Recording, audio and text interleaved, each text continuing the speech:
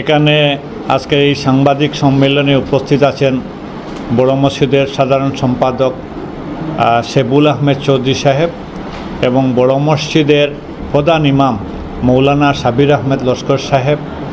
আজকে আমরা শিলচর বড় মসজিদে জুম্মার নামাজের আগে আমরা বড় মসজিদের ইমাম সাহেবকে সঙ্গে নিয়ে বড় মসজিদের সমস্ত জুম্মার নামাজের মুসল্লিদেরকে কালা বেজ পরিধান করে গত 22 তারিখ মঙ্গলবার কাশ্মীরের পেহেলগামে যেটা সন্ত্রাসবাদীর দ্বারা যে পর্যটকদেরকে হত্যা করা হয়েছিল এর প্রতিবাদ করেছি। এটাকে আমরা নিন্দা করেছি। কারণ একটা কথা, আজকে কাশ্মীরের এই যে পেহেলগাম হয়েছে আমরা ভারতবর্ষের ভূস্বর্গ, আর এটাকে আমরা মানে সুইজারল্যান্ডের একটা অঙ্গ হিসাবে একটা পার্ট হিসাবে ধরে নেই। যারা বিদেশে যেতে না পারে এই পর্যটকরা কাশ্মীরে যায় তাদের পরিবারকে সঙ্গে নিয়ে।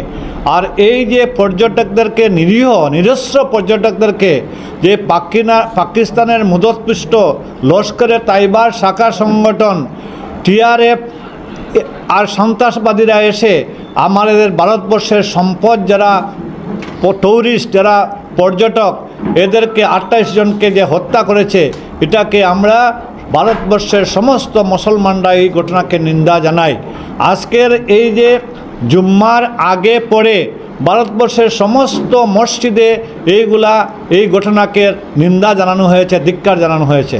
আজকে ভারতবর্ষের বিভিন্ন ইসলামিক সংগঠন জমিয়ত উলামা হিন্দ, আহলে সুন্নত, নদওয়া, দিল্লির জামে মসজিদের শাহী ইমাম, বিভিন্ন ইসলামিক সংগঠনে আজকে এই যে নিন্দা জানানোর জন্য অ্যাপিল করেছিলেন যে এই ঘটনা সবচেয়ে বড় দুঃখজনক ঘটনা।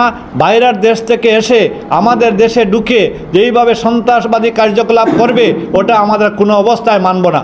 সরকারকে যদি আমরা কিছু দাবি থাকে আমরা দাবি করব, দাবি আদায়ের জন্য অনুরোধ করব, কিন্তু সন্ত্রাসবাদীদের কোনো অবস্থায় আমরা প্রশ্রয় দিতে চাই না। এর জন্য সমস্ত ভারতবর্ষের এটা একটা প্রতিবাদী অঙ্গ হিসাবে আমরা আজকে কালা বেজ পরিধান করে এটাকে আমরা কন্ডেম করেছি, ধিক্কার জানাইছি। আজকে পাকিস্তানের সরকার চায় না যে ভারতবর্ষের মুসলমানরা সুখে থাকুক, শান্তিতে থাকুক। এর জন্য ভারতবর্ষের মুসলমানকে অশান্তি করার জন্য আজকে এই যে পদক্ষেপ নিয়েছে, এর জন্য আজকে ভারতবর্ষের মুসলমানরা আমরা এই ঘটনাকে ধিক্কার জানাচ্ছি।